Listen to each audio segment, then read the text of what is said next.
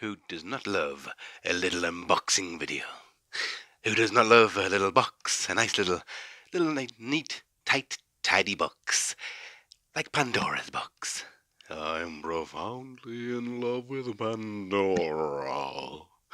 Right, so here we are. Got this off Facebook. It was on a selling group, action figure selling group, page blocky. But let's move this out of the way. And it's a lovely New Touches 1.5. Let's get that out of the way and see what's inside. It did come with the free packaging. Was a lovely Tesco's bag for life. So that's me sorted until, well, till I'm dead, I guess. But it's quite a big one, that one. But you're looking for the main event, aren't you? You are looking. It's actually really, really tight. So bear with me whilst I fold back the flaps and prize out my worldly goods. The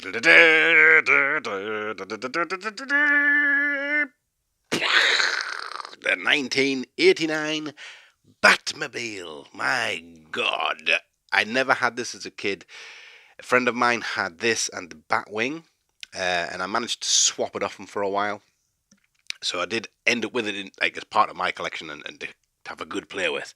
But it was never something that I actually got on my own merit. I had to borrow, beg, and steal. So let's have a little world tour around the Batmobile here. As a kid, I kind of always thought oh man, why did they make it a convertible?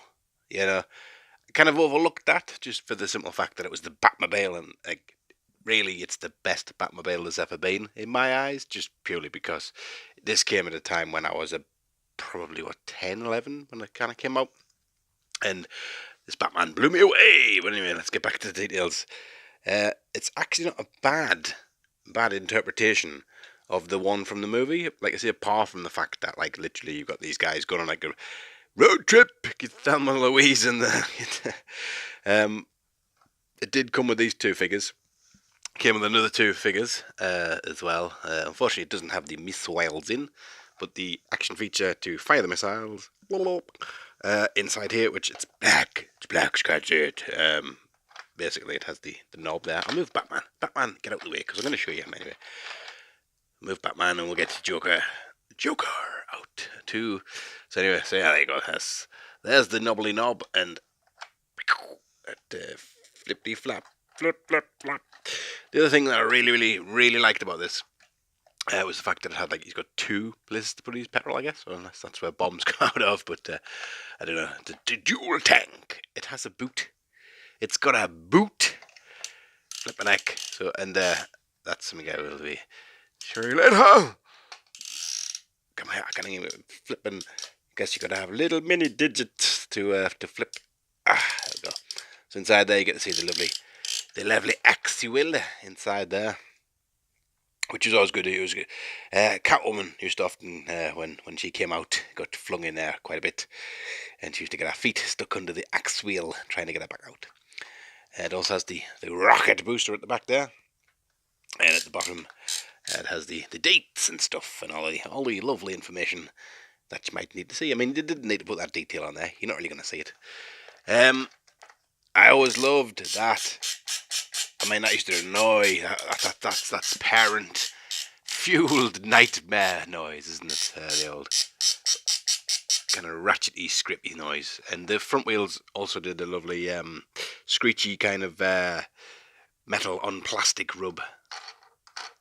This one's not quite got it yet, but you can hear faint scrapes coming in there. So the ground clearance on it is absolutely terrible. It didn't do very good at doing stunts. I remember as a kid, kind of you'd push it through a doorway, and if there was any kind of lip or anything, it just and Batman used to come flying out along with Robin for action. So anyway, we'll have a look at Batman who came with it. I do have this Batman. I'm not sure how I have his cape though, so that's pretty cool. He is missing obviously his Batarang and other accessories and stuff, and he's not in the worst condition. He does still have his belt thing, which is always a bonus. That's usually gone missing. It was never a feature I kind of really thought was fantastic as a kid, but I mean it does have a decent length to it, and it does work relatively well. And I guess it's kind of trying to what's the it's trying to re-show you how he does it in the film. That is not how I wanted to say that at all. But that's kind of the gist, I guess. They does have the fork side and the spoon side of it, which I shall show you. Here we go. Fork side. What you doing, Polly? What you doing, Polly? What you doing? Anyway, so lad alive, man! It's alive! It's alive! I would have joked too. This one as a kid always kind of confused as move the Batmobile out the way because obviously nothing's focusing. This one I didn't realise back then that you could get more looking ones that looked like Jack Nicholson. This is like the Toy Biz version, and it kind of always reminded us more of Cesar Romero than it did of Jack Nicholson. But back in the day, that was the Joker and stuff. He kind of probably had little skinny legs and little tappity tap shoes, and I did always appreciate the fact that the articulation was actually half decent on this guy. He does have his hat, which looks like that's kind of pretty much scraped a lot of his hair off, but that is hidden when you put his hat on. So allow me to get back into my box. And I shall put it on and do a little bit of ASMR while you're waiting.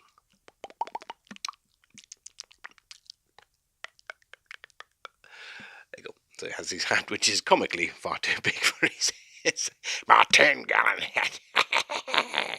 He's got that. Dear me. There was another couple of figures that I got also.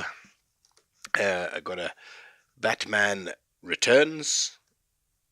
Or Batman. Yeah, Batman Forever, isn't it? Batman Returns is Two-Face. So Harvey Dent here on this side, and Two-Face on this side. Not a bad likeness to Tommy Lee Jones. I'm pretty sure this is not one I've got. And I have been after it for, not after it like, I need to get that, but I knew I'd pick it up eventually kind of style. So, pretty cool. I do need to have a good rummage through my Batman stuff and actually kind of put it into the collections, if you know what I mean. So, all of the Batman Return stuff together, all of the Batman Forever stuff together and stuff, because all my Batman stuff is pretty much just mixed up with DC stuff. It ain't pretty, folks, but it needs sorting. And it'd be nice to kind of show off what I've got in terms of Batman stuff, really, because where do you start? And a nice little animated Robin in there too. So there you go.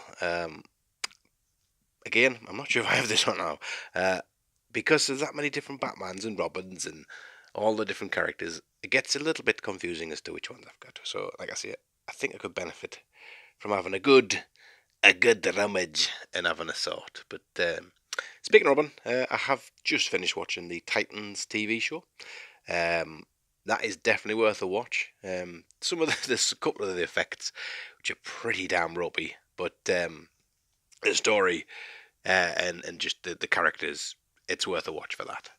So there you go. Nice little Facebook pick up there. Well chuffed for that. I do have parts of a Batwing that I've kind of retained from when I swapped it off somebody as a kid. And I wouldn't mind getting that now. So, yes, you can hear the sound of the can being pulled wide open.